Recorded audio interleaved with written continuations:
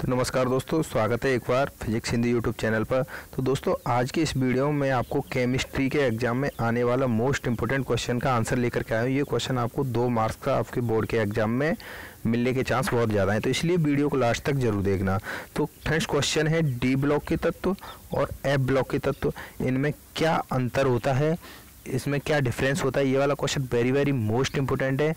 तो आज हम इनके अंतर के बारे में डिस्कस करेंगे। बहुत सिंपल है। और एक नेक्स्ट क्वेश्चन और है, ये है लेंथेनाइट संकुचन किसे कहते हैं। दोनों ही क्वेश्चन मोस्ट इंपोर्टेंट आने के चांस बहुत ज़्यादा है, इसलिए मैं इनका आज आंसर लेकर के आया हूँ।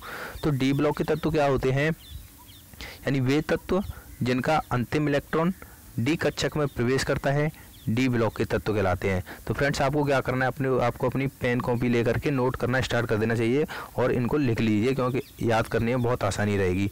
तो डी ब्लॉक के तत्व होते हैं वे तत्व जिनका अंतिम इलेक्ट्रॉन डी कक्षक में प्रवेश करता है, डी ब्लॉक के तत्व कहलाते हैं। और एफ ब्लॉक के तत्व क्या होते हैं, वे तत्व जिनका अंतिम इलेक्ट्रॉन एफ कक्षक में प्रवेश करता है, एफ ब्लॉक के तत्व कहलाते हैं। इनको आंतर संक्रमण तत्व कहते हैं और इनको संक्रमण तत्व कहते हैं। यानी डी ब्लॉक के तत्वों को हम संक्रमण तत्व कहते हैं और एफ ब्लॉक के तत्वों को हम आंतर संक्रमण तत्व कहते हैं। इसके बाद तीसरा है ऑप्शन, तीसरा पॉइंट है, इनको 4 श्रेणियों में बांटा गया है। यानी डी ब्लॉक के तत्व हैं उनको 4 श्रेणियों में बांटा गया है, 3D, 4D, 5D और 6D। और जो एफ ब्लॉक के तत्व हैं इनको ओनली 2 श्रेणियों में बांटा गया है, 4F व 5F। पॉइंट नंबर 4 है, यानी डी ब्लॉक के तत्व हैं इनकी प्रत्येक श्रेणी में 10 तत्व आते हैं। और जो एफ ब्लॉक के तत्व हैं इनकी प्रत्येक श्रेणी में 14 तत्व आते हैं। तो फ्रेंड्स बहुत ही सिंपल पॉइंट लिखे हुए हैं, बहुत इजीली से आपको याद हो जाएंगे। 5वां पॉइंट है, जो डी ब्लॉक के तत्व हैं इनकी बाहर की 2 कक्षाएं n-1 व n अपूर्ण भरी रहती हैं।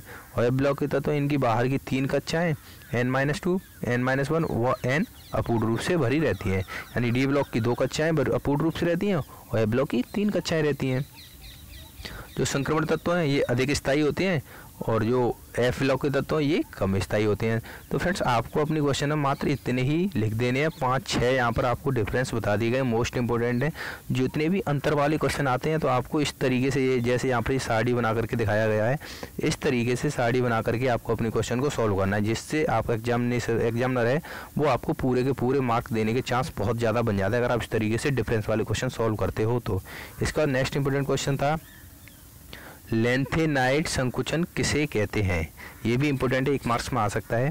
तो लेंथेनाइट तत्व जैसे जैसे परमाणु क्रमांक बढ़ता है वैसे वैसे उनके आकार और त्रिज्या में कमी आ जाती है।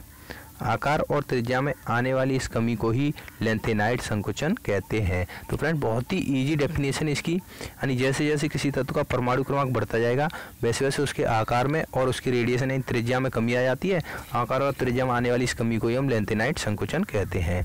तो फ्रेंड इस वीडियो में बस इतना ही। अगर वीडियो आपको अच्छा लगे तो लाइक कर देना, चैनल सब्सक्राइब करना भूलना। धन्यवाद दोस्तों।